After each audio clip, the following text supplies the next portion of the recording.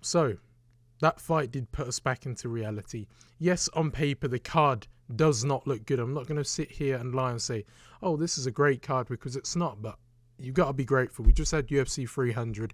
It's not going to happen where you have UFC 300 and then you're going to have bangers every week. It's just not going to happen. He's drained the roster from that card. People are recovering from injuries. We've got a few good ones coming up. Yeah, we're going to have to sit out and watch a few bad ones, but at the end of the day, it's going to happen. So whether you don't know the fighter or not, you'll learn them by watching the fight night. So anyways, Nicolau against Perez. Oh my God. This Don's chin is absolutely cooked. Matheus Nicolau, he has got a style that just doesn't seem like it makes sense, but he's been doing it for a long time and he's been getting away with it. But it works against guys who can't, like, provide a huge amount of pressure towards him, because, again, he's one of those guys who's very defensive. He likes to be on the back foot. And then you look at that fight with Perez and Machado now, and you can kind of see why he wasn't so aggressive in his approach, because look at the way he got absolutely chinned, flatlined. Like, his body fell to the ground like what you see in them Toy Story movies. And I know it sounds cringe, but that's what happened. His body just shut down. His brain just stopped working. And I find it a bit concerning, because Matheus Nicolau is a flyweight. And when you are a flyweight, getting knocked out is very concerning. We already talk about Matt Chanel. You've even got Chris Tognoni mugging him off, kind of. I know he didn't mean to. Like, you can see it on Instagram when he's talking to him after getting knocked out by Steve Erceg, who is fighting next week. But these flyweights with bad chins, it's very concerning, because Nicolau, to be fair, in the first round, defensively, he actually looked quite great. Okay, he was backing up near the cage, but he was able to use his arms and block a lot of Perez's shots, because Perez was fighting in a shoot box type of approach. If you look at the way how Dominic Cruz fought against Marlon Vera, I know it's a like random comparison to make, but it reminded me a bit like that, where it's a lot of like, he's blitzing you with combinations coming forward, but in a short period of time, in short bursts. But then Matheus Nicolau, because he's got very defensive tendencies, he likes frustrating his opponent, he's able to get the read on him and he's getting better at blocking him. But where it becomes a problem is when Perez is constantly doing it, but as he's doing it, Nicolau's not really firing off anything that's like snapping his head back. He's landing these shots that are landing, but they're not doing any damage to Perez, because Perez, to me, I don't think of him as like a complete glass jaw. He's at flyweight, so they don't carry as much power, but Nicolau has an alright amount of power for a flyweight. But you're not going to knock out this guy Perez, because, again, when has he been finished? Okay, ground and pound by Joseph Benavidez, but that's not like a flat line out cold on the feet. This was like the definition of getting chinned. And for Nicolau, I'm starting to think that taking the year off has not benefited him, because the ring rust's there, which is why his chin got exposed to that shot. But it's making me believe that the main event really for me was the what's his name? Ryan Spann against Guskov. But I just wanted to talk about this flyweight main event first of all, because obviously I'm going to talk about the first fight on that card. I mean the last fight on that card. And for me, Perez, he puts himself in such a weird position now. Like, look where Matheus Nicolau is ranked. Why am I pronouncing the name wrong? He is going to be pushed heavier up the rankings now because of that win. It seems stupid on paper, but that's just the way it is. And now he's going to be near Muhammad Mokaev after Mokaev just beat him. It's really weird. Like, flyweight is one of those divisions. I wish Demetrius Johnson was still in it, because now you've got a guy like Davison Figueiredo moving out of it. This division gets no respect whatsoever, because it's just not that exciting. It's a mid-division, and it always will be. And it's going to be a long time before you're seeing this division get more entertaining. But yeah, that's all I've got to say about Nicolau. It only lasted 2 rounds. Chin for me is gone for Nicolau. Like, he's never been known as having a good chin. Imagine if he ends up declining and going on like a massive losing streak. It won't happen. But when it comes to fighting against guys with a bit of power, his chin cannot hold out, because his style is way too defensive. Right, one of the fights of the nights. Bogdan Guskov versus Ryan Spann. Right, I've got to say this now. I am absolutely done with Ryan Spann. He gives me B-Tech Curtis Blades vibes. And what do I mean by that? Fight IQ is lacking. You have the athletic ability, You are huge compared to your opponent in this fight. Like, look at the size of this guy's quads.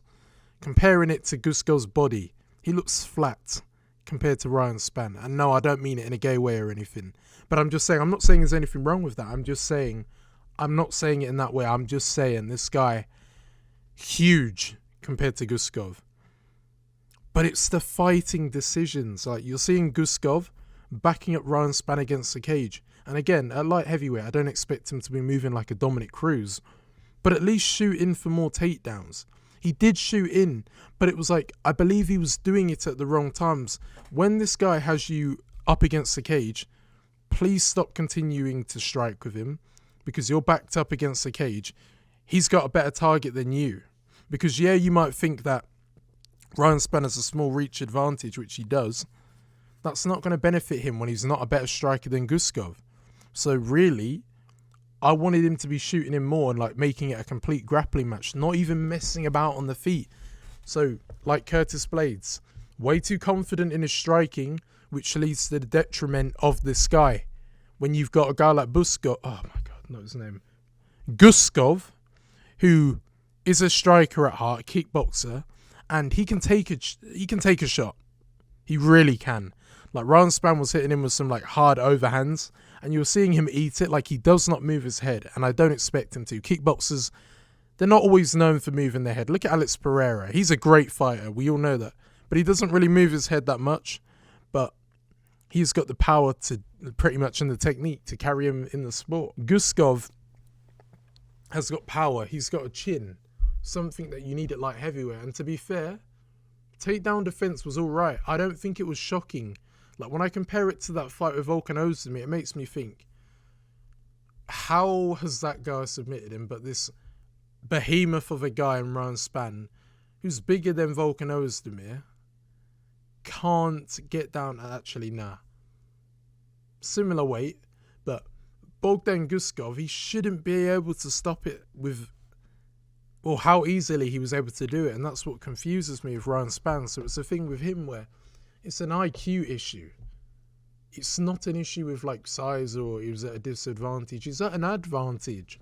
But he doesn't use his brain. He doesn't think. He needs to think more. He don't think properly. Think. And I thought he'd go out there and submit him. He got close. He was looking for them rear naked chokes. He was getting the back. But it was the fact that he didn't continue to do that. And he just thought, let me just test my striking. You know your striking isn't that good. You have power, okay, but you don't have the technical side. You knocked out Dominic Reyes with a jab, great. Dominic Reyes was coming off a bunch of injuries, getting his face smashed. He was done going into that fight. Ryan Spann, he looks like something you see out the Looney Tunes when he's fighting sometimes. He's all over the place. Like, I think back to that fight with Krylov. He just can't maintain composure in the cage. And I think for me, Ryan Spann needs to have a look on his career and start thinking about proper fights to do. Like, you need to pick a good matchup, because I believe that might be the third loss in a row. Let me just check, to my knowledge. Yes, it is. So, for him, I'm lost. Who would you give him? Azmat Murkanov. But doing that, additionally, could be setting him up for failure as well, because that would be a hard fight. When you've got a guy like him kicking, he can be grabbed up against the cage, but he can also defend takedowns. So it's a fight where it's like, this fight could end up getting him booted out of the UFC. 4 losses in a row. I know Tony Ferguson's able to stay, but he's a big name. Like, people know him.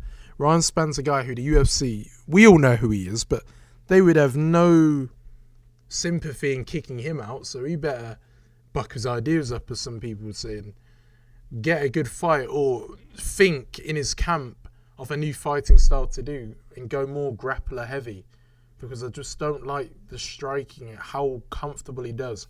Like, just be a Marab. I know you're not that good, but just be a guy who just shoots in, forget about the striking, use it for setups, but be that guy who just goes out there looking to bring you down and finish you. Simple. But for Guskov, he's in the rankings now, and I think I need to give him a bit more credit, because for Guskov, there's a loads of good fights you can make with him. And I believe he wanted Anthony Smith, but he's going to fight Petronio, probably get retired. So maybe we look at a fight with Guskov. I know I just said Murzakanov for him, but if I'm honest with you, Ryan Spann's probably going to need to fight someone who's unranked. 3 losses in a row. Do you still deserve a ranked fight? And the way you're losing the fights as well, I don't know about that. And you could say the Anthony Smith fight was controversial, which you could. Mikhanov would be more realistic for a guy like that when you look at the rankings, but we'll just see what happens. But that's what I would do, and give Ryan Spann someone unranked now. When I've thought about it realistically. I'm not even joking. To get his career back on track, just give him an over in St. Peru. Honestly, I'm done with Ryan Spann. Right, I'm back. I should have done it earlier, but 1 minute you're watching the card. In this country, it's like 4 in the morning. Next thing you know, I'm out cold asleep. So anyways, Jonathan Diniz versus Austin Lane. Oh my God, when I was watching that first round, I'm thinking, not another big upset on the card. We had the Hubbard win and we had the Llontop loss, but I'll go into that later. But anyways, this fight here, Jonathan Diniz, we all knew what he was. He's meant to be this kickboxer who I believe has fought Rico van Herven, who is a good kickboxer, was back in the day. And he comes up against Austin Lane, and him being in the NFL before, or in American football, I thought going into this, when I was watching it, I didn't say it in the prediction, so you might not believe me, that what if he goes out there and just out-grapples this guy? Because we know he isn't going to outstrike him on the feet, even though he's got all of like the athletic attributes of him on his build to beat him. He's just not that guy. You've got some guys in the sport who just are not that guy when it comes to coming up certain fighters. I know you can have a puncher's chance at these weight classes, but I was like, no, this guy's going to get knocked out. And he looks scared because you see him back up against the cage and he has no footwork. For a guy who's in the NFL who, you don't have to really use footwork, but you have to have good coordination, he don't really seem like he's got it. And it's probably the end of the road for him. He's probably getting kicked out or he's getting one more chance. The type of fight that he should have got was a fight against Dominic Reyes. That would be an even fight at this point. Even though I think Dominic Reyes could beat him, he's got a fight booked for now, but that's the type of fight we should have seen. Like, giving him this guy was like saying, right, Austin Lane, you probably are going to lose this fight and you're on your way out. But they gave him the benefit of the doubt and he had a good first round. He got a 10-8, dominated him on the bottom. He pretty much was like actually being active. Some people would just look to try and hold the position and not risk anything so that his opponent couldn't scramble out and then get on top of him, but that wasn't the case. And then as soon as the round ends, just like the Curtis Blades against Shelton Almeida fight, you can dominate someone in the first round, but then when you come out in the new round, it's a completely different fight, it seems like. And then he's struggling to get the takedown, and then he's panicking. You can see by the look in his eyes, he's kind of like hesitating, backing up against the cage, like Deontay Wilder was against Tyson Fury. And then next thing you know, left hook on the chin, legs are starting to wobble a little bit. And then Austin Lane's like, nah, I'm done. And then his body just falls flat to the floor after Diniz KOs him. So I'm thinking with Diniz, the type of fights we want to see is, how old is he? 32. Not too old, but at heavyweight, I kind of want to see him fight a ranked opponent. So I'm going to take you to the rankings quickly. Right, I'm looking at the rankings here and I'm thinking, the opponent you want to give him next, okay, this would be like a banger type of fight. You could do a Justin Taffer. That would be a reasonable fight to do. Or if you want to push him up, because I know Dana White sometimes likes to push a guy who's only had like one fight into a massive fight. For example, Bogdan Guskov in his debut, who's never had a fight in the UFC, coming up against, what was his name? Volkan Oezdemir. So maybe, if you want to give him a push, if you don't want to do Taffer, let's look at a fight of Waldo Cortez Acosta. Put him against a guy who's young, who's actually a very good striker, and we'll see how good Waldo Cortez Acosta really is. Or, if you don't want to do that, give him maybe a Dontel Mays. But in my opinion, the most likely fight, I can see a Justin Taffer against him being made. Striker versus striker. But yeah. Right, David Onama versus Jonathan Pearce. I'm going to say it right now. Jonathan Pearce, in that fight, he did not look great at all. He's following the Curtis Blades route. I am a striker, but I'm looking to overstrike instead of getting the takedowns. And he did in round 2, but I'm talking about in general. It looked like he was trying to do more of a striking approach. And then later on, as the rounds were going by, then mix up the takedowns instead of being that guy who constantly shoots in for loads of takedowns and has got that pressure on you. But I believe after that fight against Brito, that scared the life out of him because we didn't see that pressure, just pure grappling all the time type of style, which it could have worked against Onama. But then this is where the problems happened. When he got the takedowns on Onama, Onama can be taken down. Like we've seen guys like Mason Jones do it, which isn't a bad guy to do it, but he was able to do it. And Nate Landwehr did very well against Onama as well. But one thing that annoyed me about watching Onama is when he's grappling, he gets a position where he gets a reversal and he looks like he's about to stand up and disengage. And then immediately, he's like trying to jump onto his back and try and take a guy like Jonathan Pearce's neck, which then leads to him getting reversed and ending up on his back and putting himself in dangerous situations where submission attempts are happening. Like he's getting the back, the body triangle, but he's able to like bridge and shrimp into him and turn and then get back into full guard. But I don't like what he was doing there because there were so many times in that fight where I think if he was fighting against a guy with better jiu-jitsu than Jonathan Pearce, because he has got it, but a lot of it is as pure grappling, he would get submitted because you can't just keep engaging in these situations and then falling over the top and then giving away the position that you've just already won. It was a really weird thing I was seeing from Onama. And his striking did look good. It looked loose, but I heard the commentators say he weren't getting tired. He actually was. He really was. Because you were seeing his strikes were getting a bit more sloppy, but because he's very good with the range, they actually are landing like the sloppy jab that you can just fully straighten out. Because you can make a jab, you can do that if you're tired. You can just pop it out, but it's not going to have loads of power, and it didn't look like it did. And then I thought we were going to see a Holloway versus Gaethje at the end, because you see them two just both scrapple in the middle.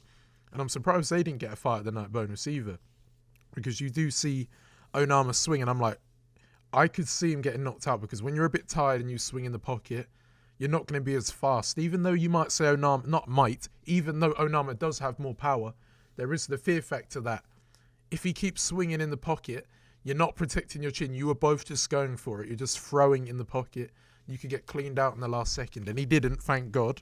But he scared me a lot in this fight. And although it was a good striking performance, I did not like what he was doing with the grappling. I just wish each time he got out of those positions, he either disengaged, got him to stand up, and just continued to outstrike him, because he was doing so well in that area. But when it came to the ground, he wasn't winning anything on the ground. He was just reversing and then giving away the position again. So yeah, I've repeated myself, but that's all I've got to say. Right, this fight here shocked me a lot. And the reason it shocked me a lot is I did believe Medic could win by KO, but not the way he did it, with that short uppercut, because Tim Means is a guy, again, he's getting older now, which was making me more confident. He's getting into like a few type of war type of fights. Not the last one, but the one before. He gets into very gritty fights, and against a guy like Medic, who's young and has power and is from Serbia, no, I'm joking, but a guy with power like this guy, you cannot do dirty boxing and think it will go well, because when you try and fight in the clinch and fight very close against a guy like him, he's got the power advantage. I believe he's even stronger than Tim Means at times. You'll say that he got him against the cage, but when he got him against the cage, he was able to get him off him. He got the advantageous position first, but then he was able to escape that. So I do believe in the clinch, Medic was stronger. It was just that if someone pushes you against the cage and they're leaning on you, it's harder to just get out straight away, but he worked his way out. Plus, Tim Means, he's never really been knocked out. I can't think of a time when he's been absolutely chinned. And this was years ago. And it just shows you that Medic has serious power. And I can't believe that Jalen Turner actually beat him when I think about it now, the way he did it. But that was through grappling. And I think the problem with him is when he comes up against pressure grapplers, and Tim Means isn't that guy, but he likes to mix up a bit of wrestling here and there. But when it came to striking, it just shows you the levels between the two now. Tim Means, I wouldn't be surprised if he retired after this. Even though you might say he doesn't need to, he's getting older now. So the type of fights he's having, they're not really legacy fights, they're just fights to make him money. And is it worth it for the damage he might take in the fights? Probably not.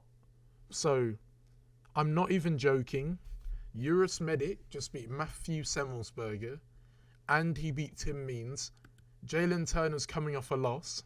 I wouldn't mind seeing a rematch between the two. I honestly wouldn't. So I think a good fight we could make between Medic is, I'm not even joking, a Guram Kutaladze. He's coming off that TKO loss to Elvis Brenner.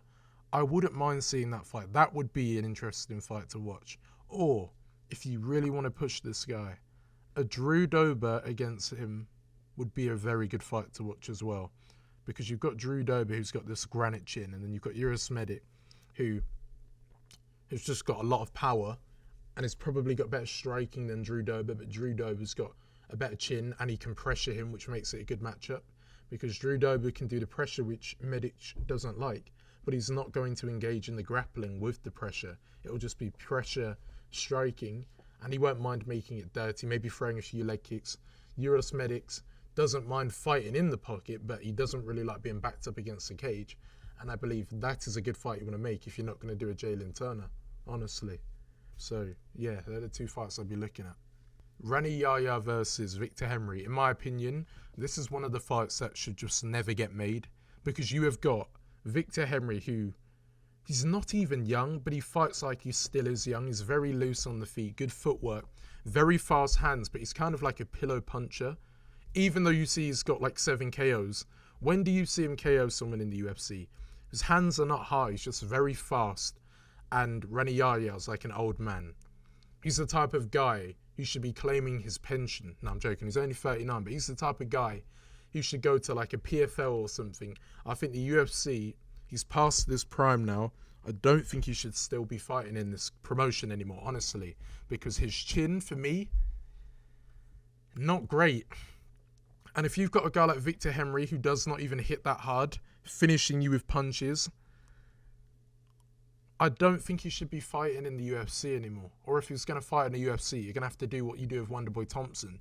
Match him up with people who are going to do what he wants to do. Like, give him a grappling match. Like, give him a guy like... I can't even think of a grappler we could give him. I wouldn't even give him like a Ricky Simone. You don't deserve it. Like, Davy Grant, for me, needs to fight Victor Henry. That would be a very underrated fight. They're both not too young. They've both got a good work rate. And they both can do some unorthodox things that can be very technical. Davy Grant with all of the slow feints that confuse you, but can land on you effectively. And then Victor Henry with the very fast hands, but very light touching, but like build up on you. High volume. So that's the fight. Rani Yahya, I think it's time to go. Go to ADCC and do some like grappling competitions or something. Right, Hubbard versus Figlak. You know what? This is a proper robbery, and I'll tell you why it's even worse, because I was looking at the exchange, and the exchange is where you get the best odds, and I was looking, and at the end of the fight, Figlak was a huge underdog. Not Figlak, Hubbard was a huge underdog at the end of the fight, like 13 odds. I don't know how to say it in American, like probably plus 1,300 at the end of the fight to win the fight, and then they go to a split, and I'm like, there's no way they're going to give it to him. And they don't even go to a split. It is a unanimous decision. When I saw that, I was like, there's got to be some sort of corruption here, because how the hell has he won 29-28? The first round, it was very close, but Figlak, more powerful strikes. He's being the aggressor. Hubbard's fighting on the back foot. And the only time we saw Hubbard go on the front foot is in the second round. But even then, he does it in stages. I picked him to win, so I'm glad I got it right. But it wasn't right in terms of what should have happened. And then when he's going forward, he's getting success because Figlak, he can't throw combinations when he's going backwards. It's way harder to do that. So when he's pushing him up against the cage, Hubbard's struggling. And he was doing that from rounds 1 and you could argue into round 3. But again, it was in phases. It wasn't like the whole round, which is why it was confusing the judges. But I can't give them any credit at all because this just doesn't look right. Like when you have all the companies saying that the other guy won as well, and then the judges go and rig it like that. Well, not rig it, but you know what I mean. It looks very suspect. And for me, Hubbard 100% didn't win that. He got close. I was watching it live and I thought maybe he did. But then when I saw it back and I looked at a few of the rounds, I'm like, I don't think he did. And he faded in round 3. Like, you can get a takedown, but he bounces straight back up. Takedowns where you get them down and they bounce back up and you don't do any damage doesn't mean you win the fight or win that round. It doesn't work like that.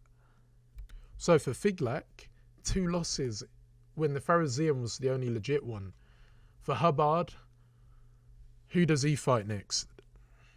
I wouldn't mind seeing him fight like a Tim Means at this point. And for Figlak, he still deserves a bit of credit because we all think that he won that fight. Well, not all, but the majority. So I wouldn't mind seeing him get more of a push. Not a ranked opponent, but a guy higher up instead of fighting lower down. Maybe a fight with Claudio Puelles would be a good fight to see. Or even a Jordan Levitt. They're the type of fights that I want to see. Right, Machado versus Don'Tale Mayes. I think Machado should have won that fight deep down. But one thing I noticed with him in this fight, he was better than Mayes. But he gets dropped. Like, imagine if that knockdown never happens, he wins that fight probably. He really does. But unfortunately, he does get dropped by it. And because of that, that changes the whole fight. Because he's got like a good jab on him, but again, they're heavyweights, and Don'Tale Mayes is like sloppy, throwing these like looping uppercuts, but not with any setup or anything, and he's just occasionally landing because he's got power, and you'll get a reaction out of Machado because he looks much smaller. But when it comes to pure outstriking, and when they're striking in the pocket, I do think Machado won. Like, he outlanded him on significant strikes, and that don't mean anything, but when you watch that with the eye test as well as the significant stats, you can see why he outlanded him. And Mayes didn't land anything damaging in the second round. It was more of a swing round, but if it's a swing round, let's go with Machado because the activity from him was better. And round 3, obviously, was putting on the pace on Don'Tale Mayes, and he was backing up against the cage, and the cardio was starting to go for. So for me, Machado won that fight. So for Machado, I think you should look at having a fight with Usman, Muhammad. That's a good fight to make. And for Don'Tale Mayes, he just fights pretty much the most random opponents. I don't even know, but I'll give you an opponent. I'm not even joking. I've probably said for Taito Uvasa to have another fight, but if you don't know, they actually had a fight that got cancelled with Taito Uvasa and Don'Tale Mayes, and I think, honestly, that would be a good fight to make between the two. I wouldn't mind seeing Taito Uvasa against Don'Tale Mayes, like, to get him back on track, give him like a striker. Because Don'Tale Mayes, you don't want him to go on a Ferguson losing streak. Like, you don't think of Taito Uvasa as a bad fighter. He's just a striker at the end of the day. And maybe you might think he is a bad fighter. I don't think he is. He has got good leg kicks. And I think Don'Tale Mayes is a bad fighter. Very sloppy. Like, there's things Taito Uvasa can do really well, especially when they're in the pocket. And I think that would be a good fight to do with Mayes. Mayes likes to throw uppercuts, overhands. Taito Uvasa likes to pretty much, because he's a swang and bang in the pocket, so I wouldn't mind seeing a fight with them two. So yeah, Chris Padilla versus Llontop. I don't know how to pronounce that, Llontop, whatever it is. I can't pronounce it, but yeah, wow. Heavy favourite, looked good on the contender, looks like he can finish a bunch of people. This was a fight where I believe he just got caught in a very unfortunate situation because he looked good on the feet, but as soon as Padilla, like I thought he would clinch or mix up a takedown, which, to be fair, it wasn't a lot of clinching, it was a lot of shooting in for these doubles and getting them, and then getting him down to the ground, and then James Llontop panicking and giving away his back. So, if you picked Chris Padilla to win, you're smart, because I was going to do it, but I can't say that because a lot of people could have said, oh, I was going to pick this person, and they didn't. At the end of the day, I didn't, but that was very impressive. And for Llontop, he'll be back, but I hope he fights a striker next time, then fights a grappler, because it was short notice. You don't really know what to expect when a guy randomly comes out of nowhere. Yeah, you can watch a bit of footage, but you don't know much about him, so it's more of a toss-up. That's why when I see short notice fights, I don't immediately think, just because it's on short notice, they can't win. For example, Diego Lopez Mozo-Evloev was like within like 4 days notice or something. You don't know what he's going to do because you haven't watched all of his tape, you haven't analysed. Even though some fighters don't, you don't really know exactly what to expect. And they haven't been in training camp. Anything can happen, even if they don't win the fight. So, to me, it's a good win by Padilla because he'll be in the UFC for a bit longer now. Like, they might have just let him have that one fight, give him another one, and throw him out. If he lost them both. But this will set up his career to give him an extra probably 2 or 3 fights now than he probably would have had if he lost his next fight after he gets given another fight after this. But Llontop, I think he's got time. He didn't take too much damage. He just got submitted in court. So he could probably get a quick turnaround if he really wanted to. Have to be a very low-ranked lightweight. Like a Tucker Lutz, I wouldn't mind. Nah, he's probably not even in the UFC anymore. I would say, I'm not even joking, a Yanal Ajmus would be a good fight to see with him and Llontop, or like a Chris Duncan, but I think he could spark Chris Duncan.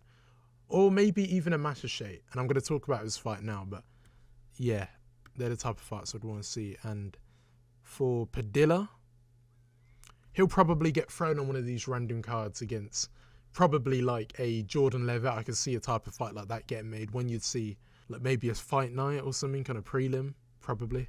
Right, Matheus versus Gabriel Benítez. There is an argument for him not winning that fight, which is a weird thing to say. That a 35-year-old grown man. So yeah, no, you know what? Yes, Gabriel Benítez should have beaten him. Because the first round, he was chewing up Matheus' leg. I'm sorry, he really was. And them leg kicks were kind of like making his like body twist and move.